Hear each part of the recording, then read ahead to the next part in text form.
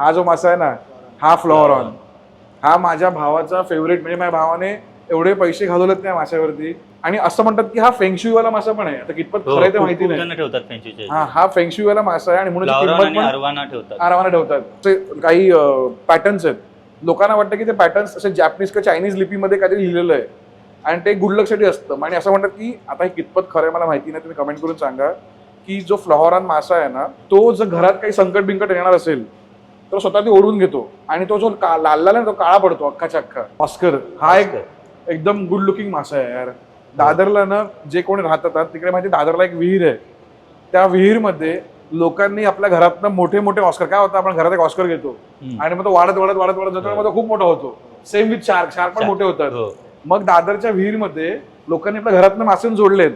तर आता तो विहीर अशी झाली आहे की त्या विहीरमध्ये नॉर्मल मासे नाहीच आहेत, सगळे एक्झॉटिक मासे पण मोठे मोठे झाले आहेत. ऑर्नामेंटल फिश टाक्या विहिरीमध्ये.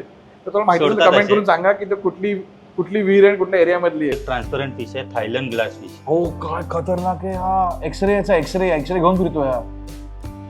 म्हणजे हा जर खात असेल तर दिसत असेल ना पोटात त्याच्या. फक्त असे एकदम बारीक डॉट दिसतो लाल. ओ वाव, हे ब्लू आणि रेड कुठले आहेत? रेडबुलचे मासे आहेत. निऑन टेट्रा आहेत ते. निऑन टेट्रा फिश पण खूप फेमस आहेत ना.